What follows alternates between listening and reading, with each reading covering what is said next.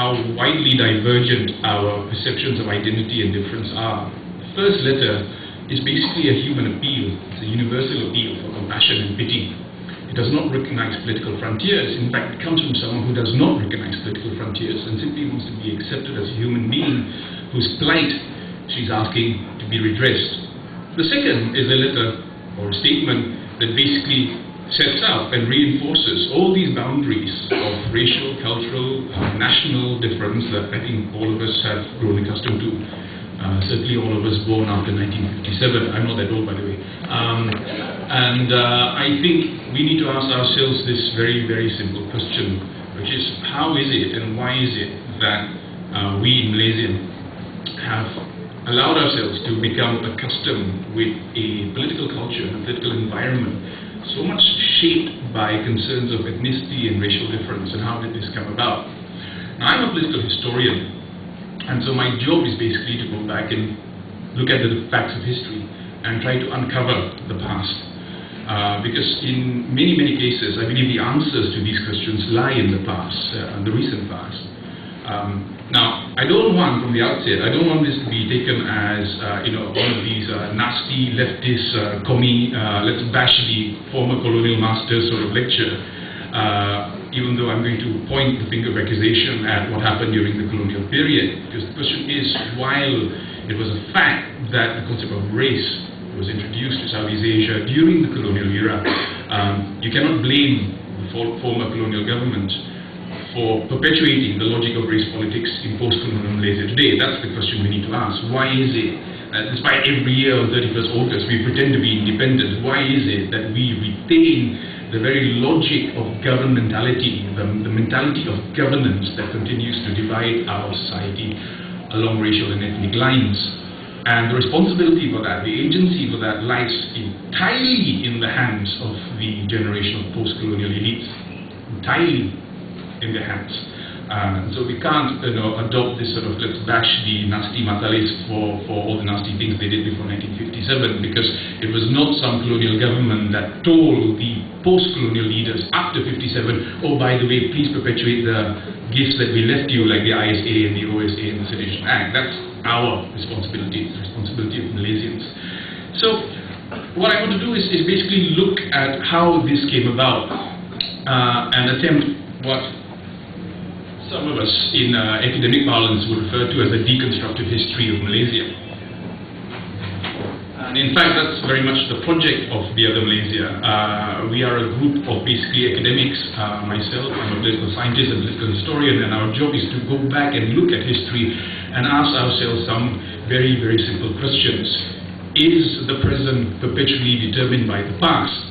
If we adopt a historically deterministic view that we are trapped by history, then we have no agency and we are paralyzed. There's nothing we can do. But we don't believe that. We believe in restating again and again the importance of agency and choice.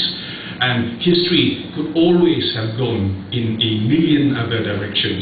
The question to ask is, why did Malaysia's history take the direction it did? And who were the ones responsible for bringing us to the present state of affairs?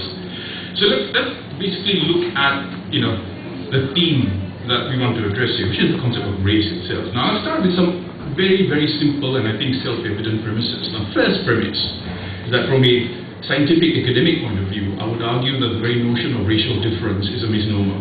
It's a complete fallacy, because technically, strictly speaking, there are no such things as racial differences. There's only one race, and that's the human race. To talk about racial differences between, say, Arabs, Asians, Europeans, and Africans as if we were different species. Now, we are not like, fish and donkeys and zebras or whatever. We do mate, by the way, occasionally, and it is possible. In fact, I would encourage it.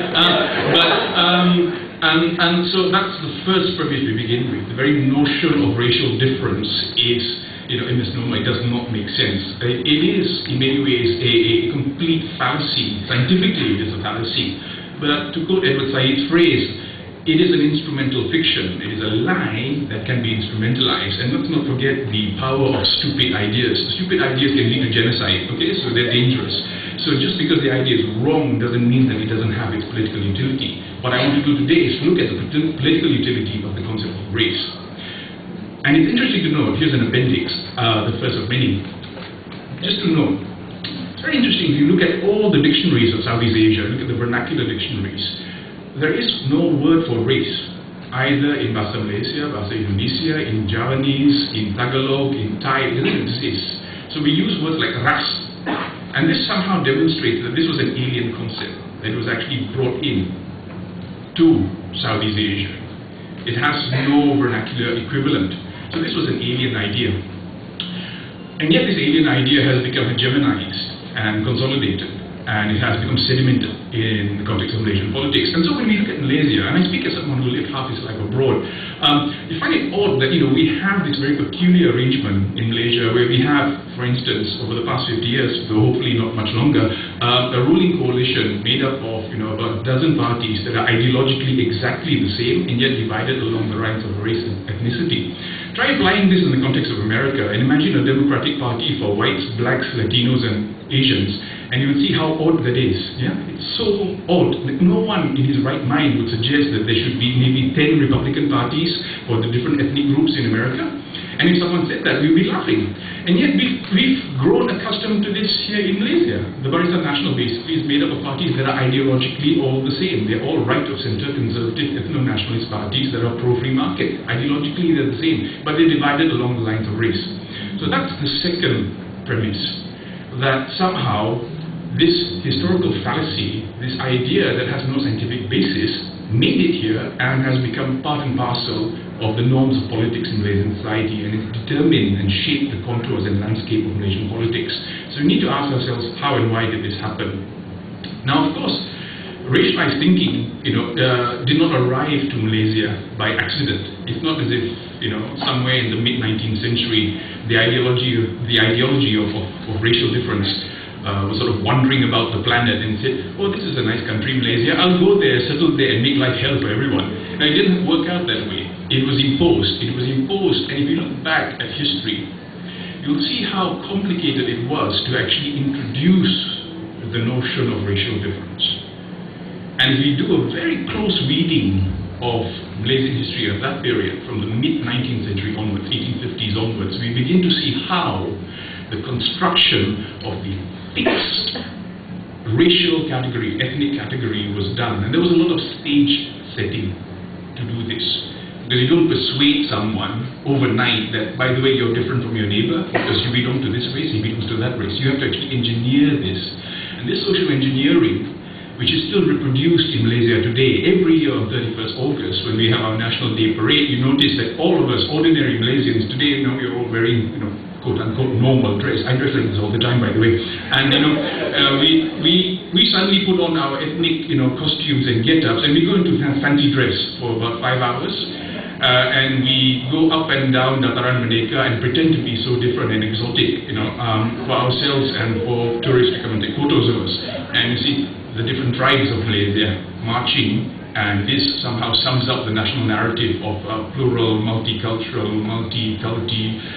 plural Malaysia, which is what we sell abroad. And yet we know that underlying this is a political instability that cannot be maintained for long. So this stage setting, which begins in the 19th century, is being perpetuated by us today, post-colonial Malaysians today, in our tourist ads, in our ads on TV, and even when we try to be politically correct, like we do for the Petronas ads, we still reiterate the idea that here's the happy Malay, the happy Indian, and the happy Chinese together, and let's go and have a teh tarik, or let's bitch about the guy who's not here, right? So that's the way we perpetuate our fiction of being a happy plural country. And we do this in the name of management and governmentality, the mentality of governance. And it's all couched in a politically correct language of pluralism and diversity. And yet what I really want to say is that the diversity that we've come accustomed to, the idea that there are these three neat races and they live happily together, is actually a fiction. Because prior to that, prior to the introduction of race, we actually lived in a far more hybrid society that was happily mongrel at the time. It's nice to be a mongrel, I'm a mongrel.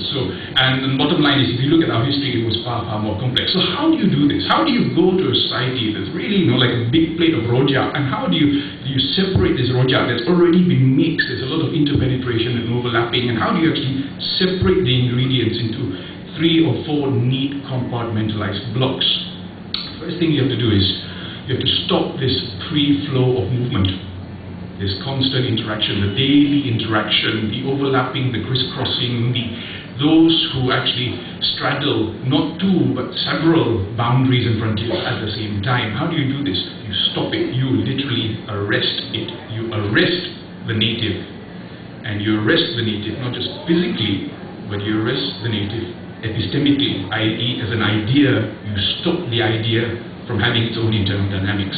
So I'll start with I think, a rather curious anecdote.